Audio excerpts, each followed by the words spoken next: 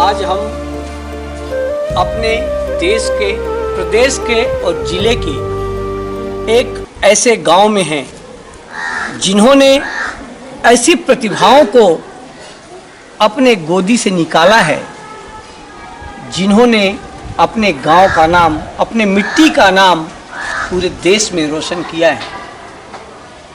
एक ऐसी शख्सियत के बारे में हम लोग जानेंगे, उनके समय के जो लोग थे उनसे बात करेंगे, जिन्होंने अपने जीवन को सहजता के साथ बिताया और अपने हुनर के माध्यम से अपने गांव का नाम अपने हिंदुस्तान के पटल पर रोशन किया। बिना साधन के उन्होंने ऐसे मुकाम हासिल किए जिनको तैयार कर पाना आज नामुमकिन होता है, पर उन्होंने अपने हिम्मत, अपनी हिकमत और मेहनत के बल पर उस गांव का नाम रोशन किया है। जी हाँ, मैं बात कर रहा हूँ अपने देश के एक ऐसे तैराक खिलाड़ी के बारे में जिन्होंने अपने तैराकी के बल पर पहला अर्जुन पुरस्कार, तैराकी के बारे में बात कर रहे थे। हाँ, तो कुछ प्रकाश डालिए कि वो कैसे तैराक बने हैं, तो बाकी अपने लोगों को वहाँ उस स्तर तक पहुँचाने में उनका क्या योगदान रहा। बिना संसाधन के इस छोटे से गांव में, जैसा कि मैंने सुना है कि बहुत सारे तैराक यहाँ से राष्ट्रीय स्तर पर अपना परचम लहराए हैं, तो उस बारे में आप कुछ प्रकाश करें। जी, एक्चुअली वो कैप्टन साहब यहाँ नाले में तैरा थे, कोई सुविधा नहीं थी जी। उस समय। ये अब जो स्विमिंग पूल अभी बन गया वो भी नहीं बना था, तो नाले में मिट्टी का बांध बनवाया करते थे और उसी नाले को रोक करके, पानी रोक करके वहाँ तैराया करते थे और स्वयं वे पहले तैरते थे और स्ट्रोक बताते थे, डेमोन्स्ट्रेशन, यानी खुद ही प्रशिक्षण देते। बिल्कुल, खुद ही प्रशिक्षण देते। उन सभी बच्चों को जो भाग लेना चाहते थे, जो उत्सुक थे, जो नहीं भी जाते थे, उनको प्रेरित करते थे। बच्चे बच्चियाँ सभी उस नाले में तैरते थे। वो जो गरीब बच्चे होते उनको स्वयं कस्ट्यूम खरीद के देते, तैराकी के कस्ट्यूम लगता है। हाँ, जी, वो दिया करते थे। और यहाँ तैयार करते करते वो 89 में पहली बार यहाँ से बच्चे गए और इसके बाद तो इस स्कूल से 45, 52 इस तरह से बच्चे स्टेट लेवल गए, 12-13 बच्चे तक नेशनल गए। ये उनकी देन थी। फिर उस नाले को शासन से एक बांध बनाना था पानी रोकने के लिए, उसको डाइविंग पुल के रूप में उन्होंने, स्विमिंग पुल के रूप में बनवाया। फिर उसमें तैराकी शुरू किया और अच्छा परफॉर्मेंस रहा। तैराकी के बारे में तो वो सुबह शाम पूरा अपना सब काम छोड़ करके बच्चों को सिखाते थे। उनके बच्चे दद्दा के नाम से जाने जाते थे। दद्दा वहाँ हाजिर रहते थे। जब बच्चे चाहें, एक आहरी घर छोड़ करके एक आहरी बनाया था नाले के पास, वहाँ रहते थे, वहीं ट्रेनिंग देते। और उनकी ही वजह से मैं ये कहूँगा कि पूरे रीवा जिले में जितने भी स्विमर्स तैयार हुए वो उनकी देन, उनकी प्रेरणा से ये कहें कि बल्कि अपने मध्य प्रदेश के स्विमिंग के वो जनक रहे, जिनके कारण उनको जो पुरस्कार दिया गया था वो डाइविंग में था। डाइविंग ऊपर से डाइव मारते हैं हवा में और फिर आता। जब कैप्टन साहब उनसे मैं पूछा करता था, दद्दा ये पुरस्कार आपको कैसे मिला? उन्होंने कहा कि सिंह साहब ये डाइविंग का मुझे, स्विमिंग तो ठीक है पर डाइविंग विधा है और उस डाइविंग विधा में यानी बहुत ऊंचे टीले से वो करीब थे, वहाँ 30 मीटर से वहाँ से छलांग लगाते थे और हवा में गुलाटी लगाते, बिल्कुल गुलाटी ऐसे डाई मारते थे, वहाँ घूमते थे। तो 3.5 डाई, 3.5 डाई कहलाती, हवा में मार गए। 3 जज बैठे हुए थे, 2 ने तो क्लियर उनके 10 को 10 दिया।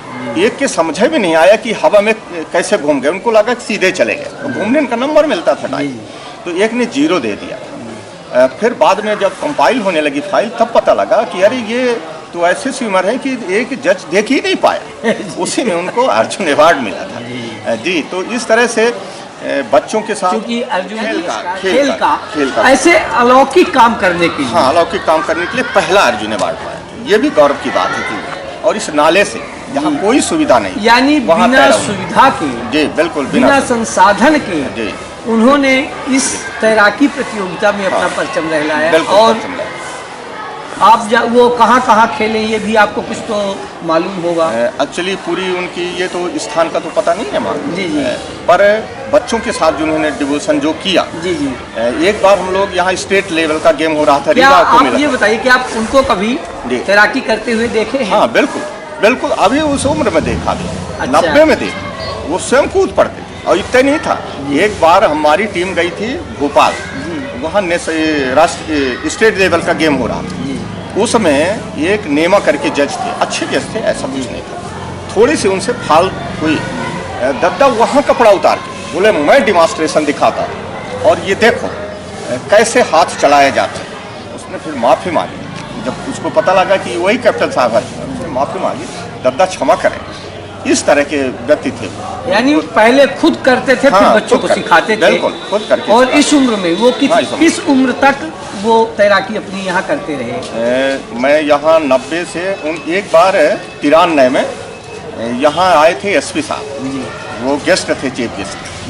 पानी गिर रहा था, उनकी ये अद्भुत वो मैं बताता हूँ, लगन बताता हूँ, मेहनत बताता हूँ। तो जब पानी गिरने लगा तो जब एसपी साहब ने कहा कि कैप्टन साहब खेल रोक दिया है। तो उन्होंने कहा हमारा शेड्यूल जो है खेल का पूरा वो लगभग लगातार चलेगा तो 5 बजे समाप्त होगा और ये पानी का खेल है, पानी गिरने दीजिए। दद्दा उसी में खेल शुरू, वो पूरा मजा लेके हाँ बिल्कुल तैराकी का आनंद लेते थे उस उम्र में। यानी उस विधा में, जिस विधा में वो काम कर रहे थे, उसमें अपने को आनंदित करके उसको उत्साह के साथ, और जैसे आदमी कहता है कि खेल खेल में खेल, उनके शरीर में कभी। अब बताइए जो आप ये बातें बता रहे हैं कि पानी का तो खेल है, पानी गिरने दीजिए, तो ये भी अद्भुत बात है। और इतने नहीं किया, उन्होंने कहा इसके सामने कि इनको बच्चों को थोड़ा सा रेस्ट दे दें, कैप्टन साहब आप थक गए।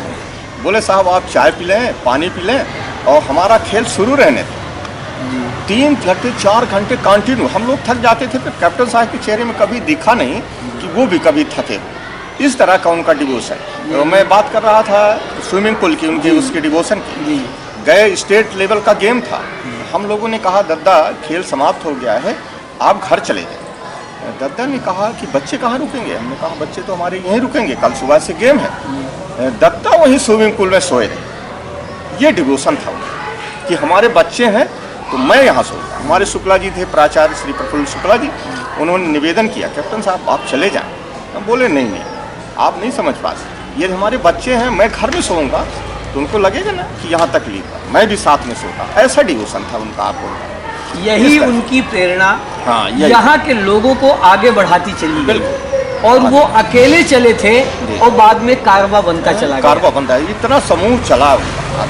ये मैं कह रहा हूँ कि भोपाल में जहाँ केंद्र था, इंदौर में, ग्वालियर में पहले रीवा मतलब पिछड़ा माना जाता, और उनकी वजह से जैसे ही पहुंचे अरे रीवा वाले आ गए, वो नाले वाले आ गए।